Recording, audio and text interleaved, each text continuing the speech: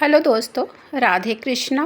मैं नीलम तिवारी आप लोग का अपने चैनल राधे कृष्णा नीलम तिवारी में स्वागत करती हूँ। उम्मीद करती हूँ आप लोग स्वस्थ होंगे, मस्त होंगे। भोलेनाथ की कृपा सभी भक्तों पे बनी रहे। जैसा कि आप जान रहे हैं कि चतुर्मास चल रहा है और चतुर्मास में ही सारे व्रत त्यौहार जितने भी हैं सब चतुर्मास में ही आते हैं। तो अब जो है ज्योतिया ज्योत पुत्रिका व्रत आने वाला है, जो कि अश्विनी मास के अष्टमी तिथि के दिन रखा जाता है।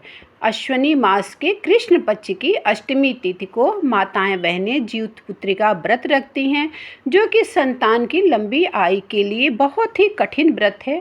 और निराजल रह के माताएं और बहनें इस व्रत को धारण करती हैं और पूरा विधि विधान के साथ ज्योत वाहन महाराज की पूजा अर्चना की जाती है।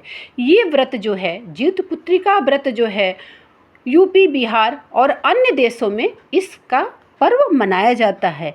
ये जो ज्योत पुत्रिका व्रत है ये भी डाला छठ की तरह 3 दिन का होता है।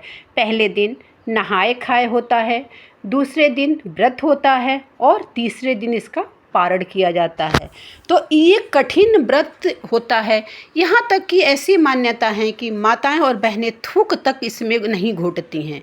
ये बहुत ही कठिन व्रत है। ज्योत पुत्रिका व्रत रख के माताएं और बहनें जो हैं अपने पुत्र की दीर्घ आयु की कामना करती हैं और पूरे दिन निराजल रह के भगवान ज्योत वाहन की पूजा अर्चना करती हैं। कुश से ज्योत वाहन भगवान को बनाती हैं और मिट्टी से चील्हों सिवारों का निर्माण करके और सिंदूर लेके उनका विधि विधान के साथ पूजा अर्चना इस दिन किया जाता है। ज्योत पुत्रिका व्रत की मान्यता के अनुसार ये जो व्रत है ये 2 बार आता है।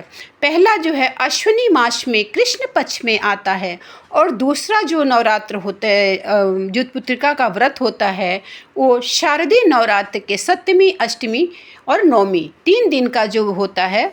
माताएं और बहनें रहती, इसमें भी वही नहाए खाए है। 7वीं के दिन नहाए खाए है, अष्टमी के दिन पूरा निराजल व्रत रहती हैं और 9वीं के दिन पारण करती हैं।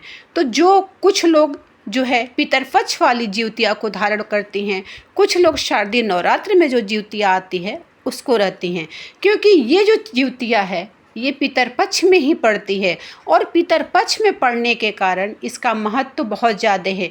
क्योंकि ऐसी मान्यता है कि जो 9वें की तिथि होती है वो माता की विदाई के लिए सर्वश्रेष्ठ मानी गई है।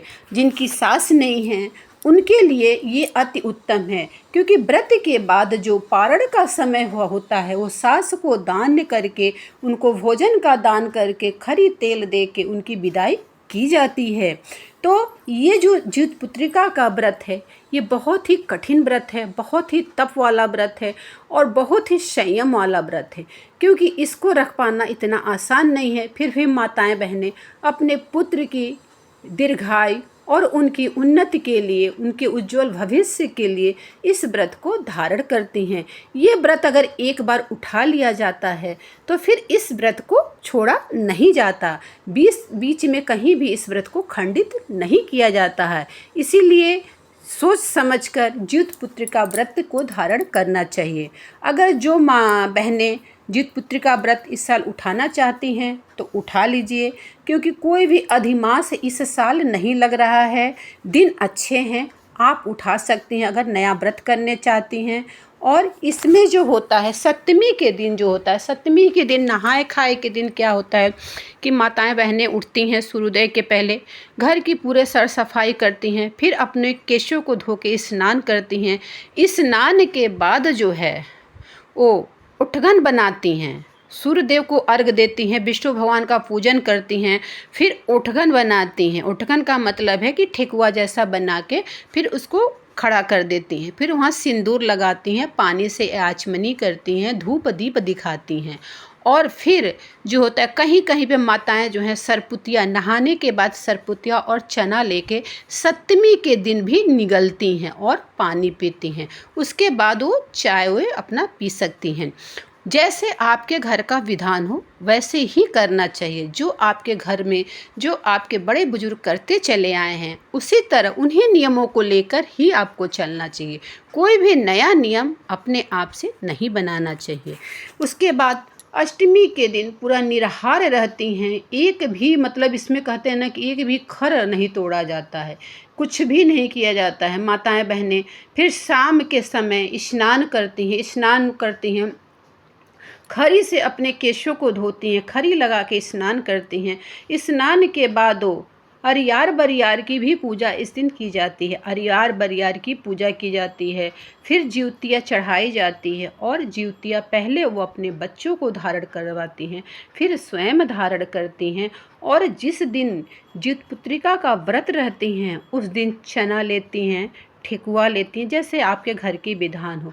अरियार बरियार की पूजा करती हैं, हल्दी लगाती हैं, टीका करती हैं। चिलो सिवारों का जो पूजा है उसमें सिंदूर का प्रयोग बताया गया है। चिलो सिवार की पूजा करते समय माताएं और बहनें जो होती हैं सिंदूर लगा के चिलो सिवारों का पूजा करती हैं।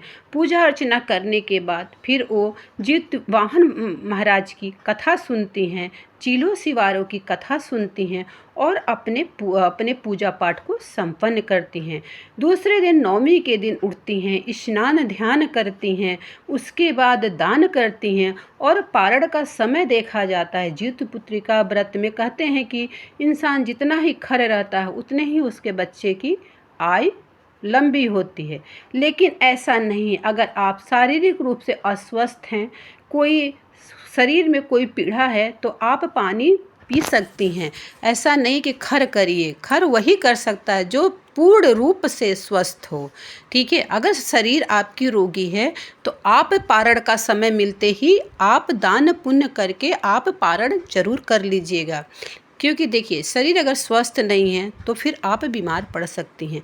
इन सब चीज़ों का ध्यान रखना जाता है। और इसमें क्या होता है कि बहुत लोग घाट पे जाते हैं, बहुत लोग गंगा स्नान करते हैं। अगर आप गंगा स्नान नहीं कर सकती, किसी कारणवश नहीं जा सकती, नहीं कुछ कर सकती, जल में गंगा जल एक बूंद डाल लीजिए, क्योंकि ऐसे तो विधान है नदी में नहाने का। नदी में नहा के महिलाएं निकलती हैं और वहीं पे खरी तेल लेके, वहीं पे वो सरपुतिया के पत्ते पे उस चीज़ को दे के वहीं पे पूजा संपन्न करती हैं, वहीं पे अरियार बरियार की पूजा करती हैं। मंदिर में पूजा का कोई विधान खास करके ज्योतपुत्रिका व्रत में नहीं है। यहाँ पे माताएं बहनें मिलके एकजुट होकर कुश का ज्योतवाहन महाराज को बनाती हैं, मिट्टी का चिलो सियार बनाती हैं और एकजुट में महिलाएं जो हैं इसका पूजा करती हैं। और जो लाल रंग के धागे की जो ज्योतियाँ होती है उसको चढ़ाती हैं, उसमें गांठ बांधी जाती है। गांठ 3 बांधा जाता है, ध्यान रखिएगा। अगर आपका एक पुत्र है तो 3 गांठ लगाएंगे, तो 3 गांठ बांध के और बच्चे को उस ज्योतिया को धारण कराया जाता है। अगर जिनकी सास नहीं है उनकी जो ज्योतिया का व्रत का थोड़ा सा नियम अलग हट के होता है, क्योंकि अगर आपकी सास नहीं है तो आपको ज्योतिया का दान भी करना होगा। इस दिन महिलाएं जो होता है सप्तमी के दिन जो है मेड़ुए का आटे की रोटी खाती हैं, नोनी का साग खाती हैं, सरपुतिया की सब्जी खाती हैं और भी पकवान इस दिन बनाए जाते हैं। और सरपुतिया के पत्ते पे रख के ही ज्योतिया का दान किया जाता है। ज्योतिया का कथा जो होता है सरपुतिये के पत्ते पे ज्योतिया को रख के सुना जाता है। इस तरह पूजा अर्चना की जाती है। अगर पास में कहीं नदी सरोवर हो तो स्नान करने इस दिन अवश्य जाना चाहिए। ऐसा करने से ज्योतिवाहन भगवान प्रसन्न होते हैं और उनका आशीर्वाद आपके परिवार को मिलता है।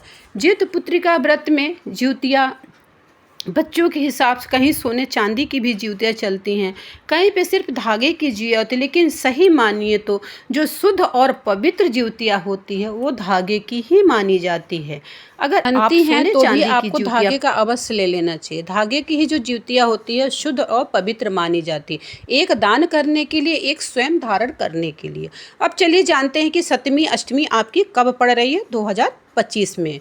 तो देखिए अष्टमी तिथि 14 सितंबर 2025 को सुबह 5:04 पर, अष्टमी तिथि समाप्त होगी 15 सितंबर को सुबह 3:06 पे अष्टमी तिथि आपकी समाप्त हो रही है 15 तारीख को सुबह। और 14 सितंबर रविवार को जो है वो ज्योतपुत्रिका का व्रत रखा जाएगा। 15 तारीख को सुबह 6:06 से आप पारण कर सकती हैं। दिन आपका पड़ेगा सोमवार। तो इस तरह आपको करना है। तिथि आप इस समय जो है पारण जो है सुबह का ही मिल जा रहा है, तो आप 6 6 मिनट के बाद आप कभी भी पारण को धारण करें। पारण हमेशा 9वीं तिथि में ही करना चाहिए, 10वीं तिथि नहीं लगना चाहिए। सभी लोगों को जीत पुत्रिका व्रत की हार्दिक शुभकामनाएं। राधे।